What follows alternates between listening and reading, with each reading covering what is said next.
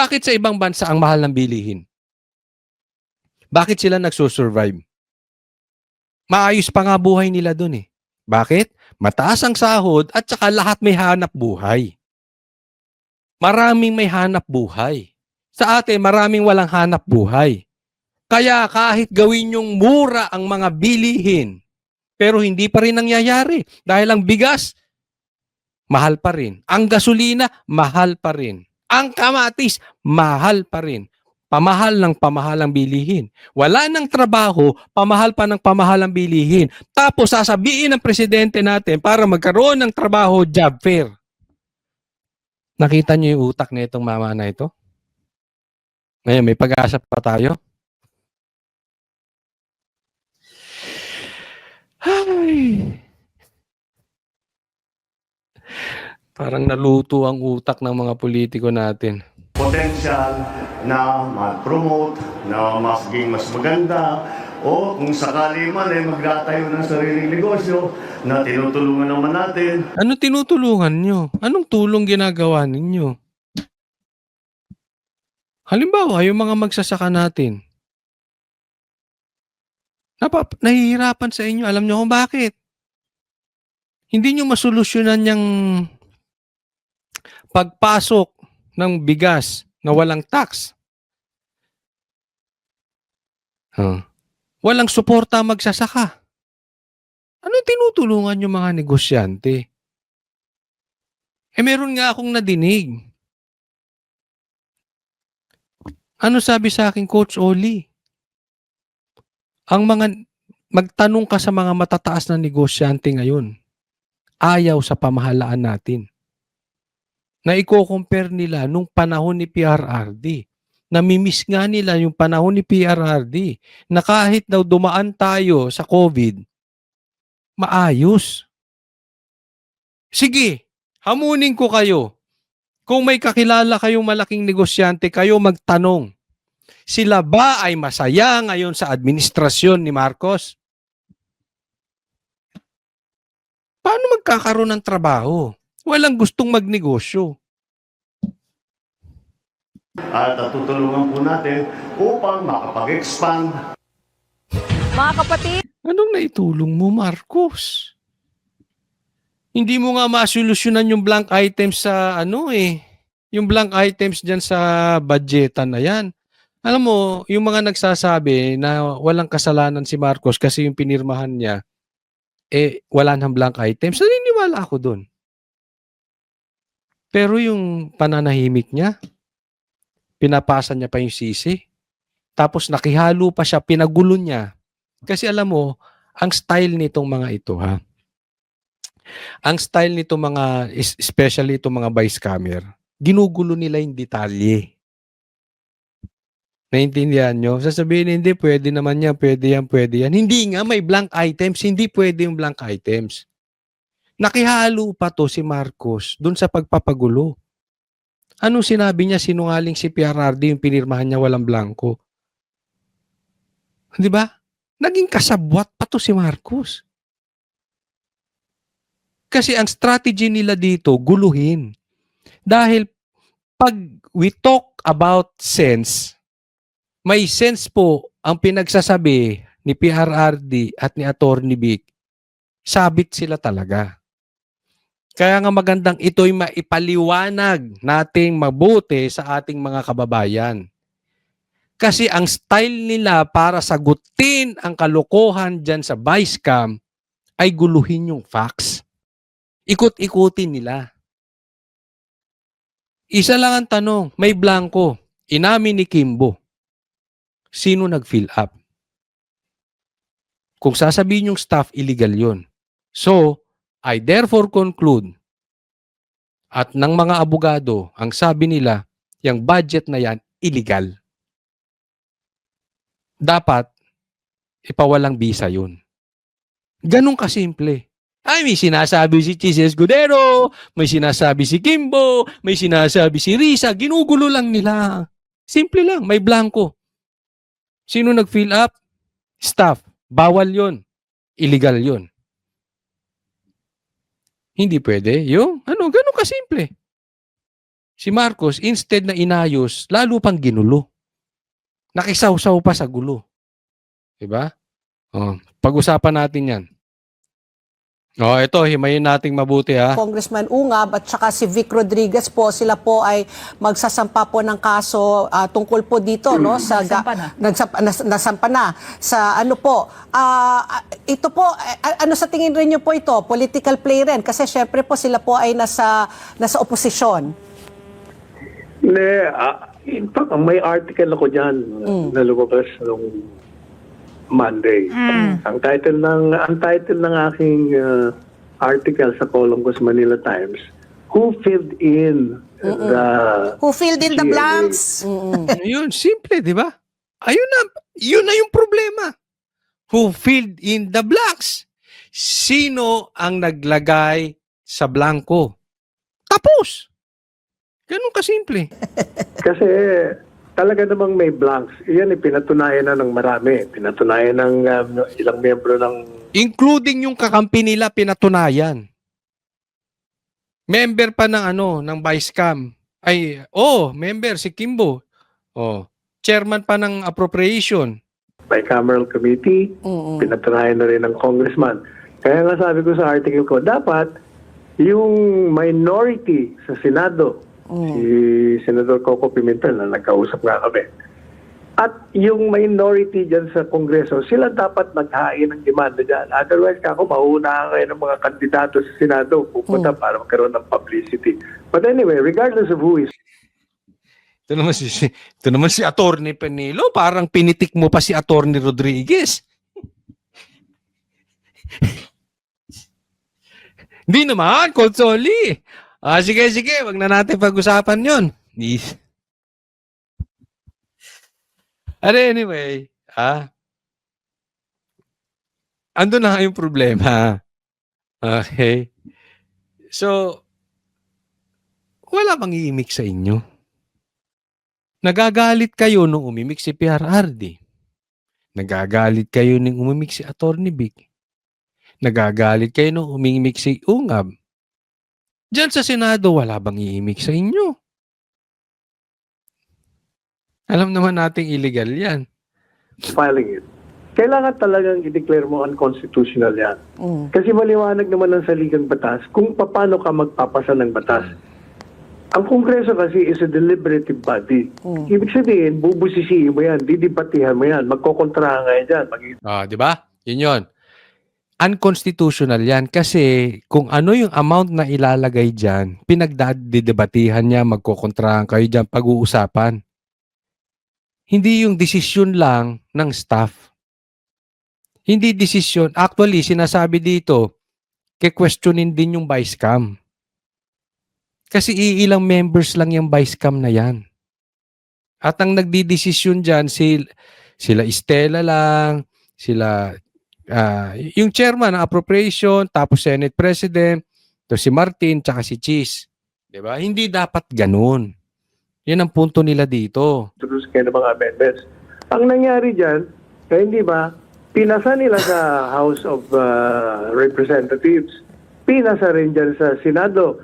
Pero, hindi magkatugma. O ang ginawa nila, itong lumika Blanco. sila ng, itong Bicam. incongruous na bicameral committee, which is to my mind unconstitutional. Yun yung punto. Pinasa sa, ito na lang, pasimplihin natin, pinasa doon sa tao ni Tamba. Mga congressman, pinasa sa tao ni Cheese, sa mga senador, hindi magtugba. Kaya pasok ang vice cam. Sila, blanco nyo na lang, kami nandidiskarte dyan. Tapos, nagpirma itong vice cam.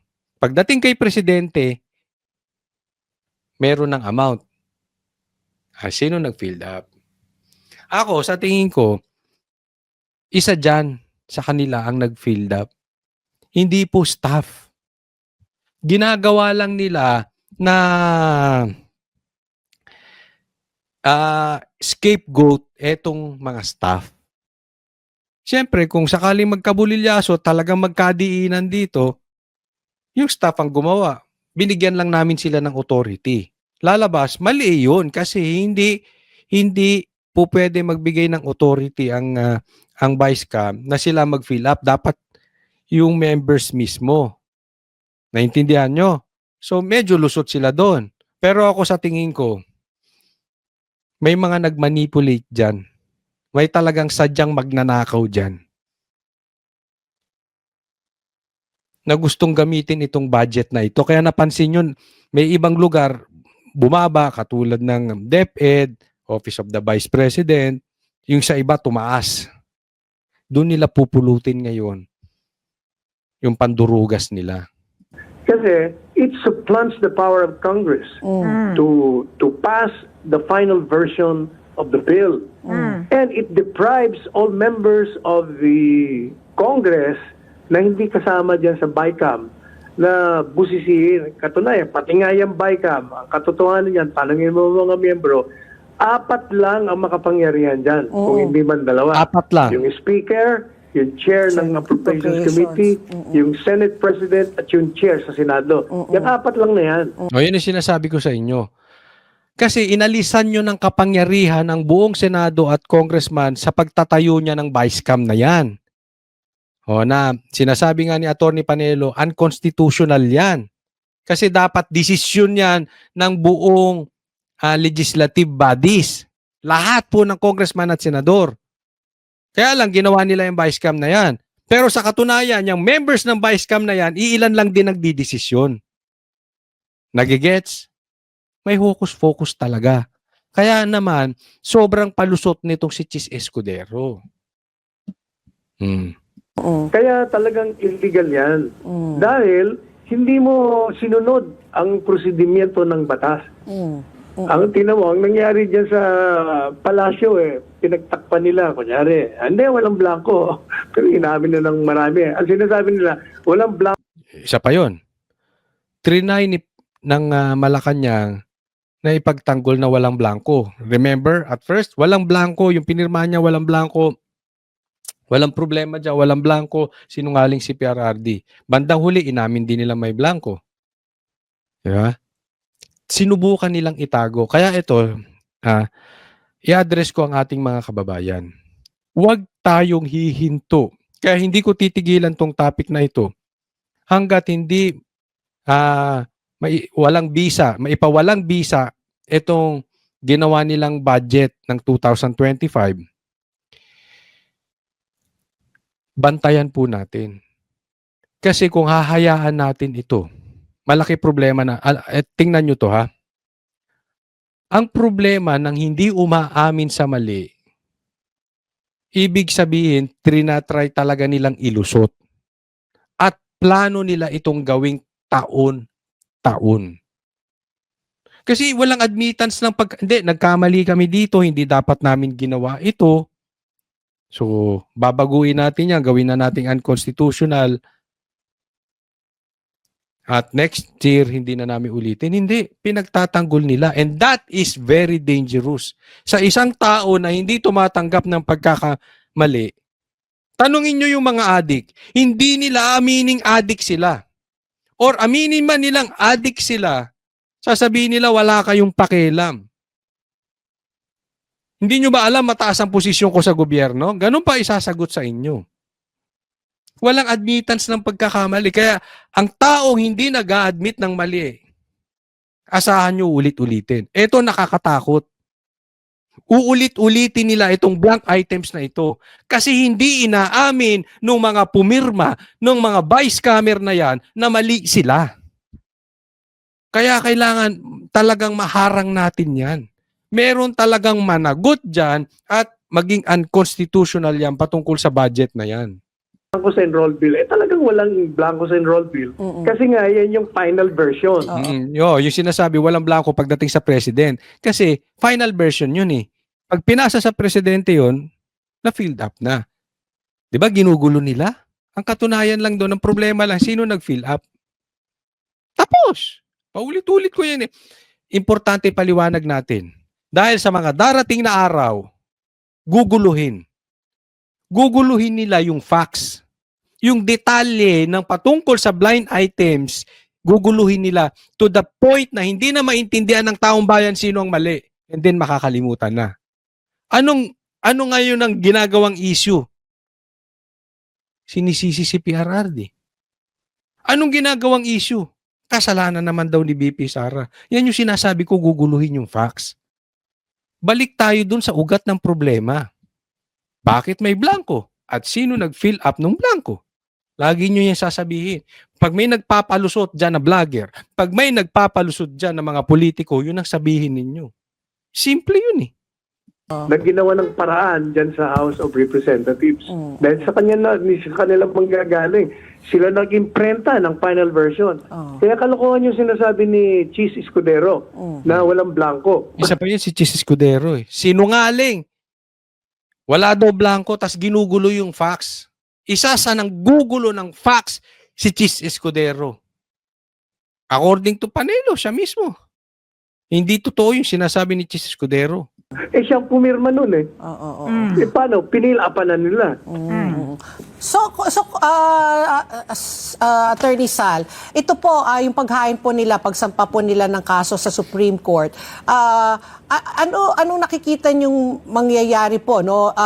Yung worst case scenario, Supreme Court will come out with a ruling na sasabihin nila na invalid nga po. So ano po ang mangyayari po sa sa ating budget? It's going to be yung budget nung last year. Budget nung nakaraan. Oo. Wala namang problema dun eh. Oo. Kung kulang pa, magagawa sila ng Nakikita mo ha? Ito yung pinapaliwanag ni Attorney Panelo. Kasi sinasabi ko, itong sinasabi nila Adjong, sinasabi nila Chua, mga sinungaling. Kasi tinan nyo, nagdemanda raw at pinagagawang unconstitutional yung budget. At pagka nirule yan ng Supreme Court na hininto yung budget na yan, saan kukuha ng panggastos ang ating mga government agencies? Ganun kasimple. Saan kukuha? Paano tatakbo ang Pilipinas kung hininto yung budget? Hindi po ihihinto yung budget. Uulitin lang yung budget last year. Naintindihan? Yan yung sinasabi kong sa inyong punto kanina pa na ginugulo lang nila yung facts. Para ang tao malito. Hindi po mawawala ng budget ang Pilipinas. Ulitin ko. Yung last year lang. Ano ba ang problema dun sa budget last year? Bakit gusto nilang baguhin yung budget ngayon? Kasi mas mataas ngayon kasi kailangan kumuha ng mga buwakaw, ng mga buhaya, ng mga magnanakaw ng extra budget kasi gagamitin sa kampanya. Kaya ayaw nila yung last year. Naiintindihan? Yan po. Kunwari lang sila. special appropriations para kung ano man ang kulang. Wala namang problema dyan. So ano talaga ito? Kung reenacted budget, hindi ba yan makaka-derail po sa programa po ng gobyerno? Ganda. Very good question. Hindi ba mahi-stop? Hindi ba madidelay? Yan ang ibig niya sabihin. Kung yung budget last year ang gagamitin natin, hindi ba hindi ba tayo magkakaroon ng problema sa proyekto ng gobyerno natin ngayon? Very good question. Anong sagot? Yung sagot ko kanina. Pero hayaan natin si Attorney Panelo sumagot. Para po sa mga projects, pag reenacted po yung budget. Hindi yung totoo. Madi-derail yung mga pagnanasa ng mga magnanakaw sa gobyerno na makuha yung kanilang mga inaasahang makukuha. Yan ang madi-derail. Yan. Nagigets nyo na. Anong madi-derail? Kaya tinawag na, literal, tinawag nila na itong vice cam, tinawag ni Attorney Panelo itong vice cam na magnanakaw. Ang madi-derail lang, ang madi-delay, ang mawawala. Yung mga budgetan nito mga magnanakaw. Kasi nga tumaas ngayon eh. Napapansin nyo ba? Tumataas ang gastusin ng mga politiko kada eleksyon. Saan sila pupulot ng pang-ayuda? Kasi yung pang-ayuda, yan ang ginagamit nilang pang-eleksyon. Nakatago sa pera ng taong bayan na kunwari sila ang nagbibigay, kunwari mababait sila, itatago nila sa pangalang ayuda. Ganyan po ang buhaya. Naintindihan niyo na bakit magulo. Bakit ipinaglalaban, ayaw nilang tanggapin na mali na may blanco. Kasi they need the extra money. Because it's election time ngayong 2025. Midterm election. Ganun po kaswapang niyang mga yan. Kaya nga mali na pinagtatanggol pa.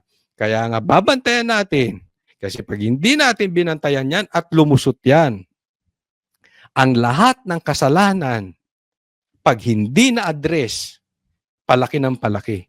Pansinin nyo ang addict, nagsimula lang yan, konti lang ang tinitake niyan. Palaki ng palaki ng palaki. Diba? Pansinin nyo magnanakaw. Masaya na yan sa maliit na ninanakaw. Hanggat hindi nahuhuli yan, palaki ng palaki ang pagkaswapang yan. Same thing. Kaya kailangan mahinto natin. Diba? Napaka-importante nun.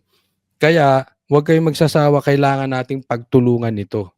Until may bumaon diyan sa kalokohang gusto nilang ipalusot na budget na yan. At yun nga mga kababayan, anong masasabi niyo sa balitang ito? Maaring ihayag ang inyong opinyon at kuro-kuro sa comment section sa ibaba.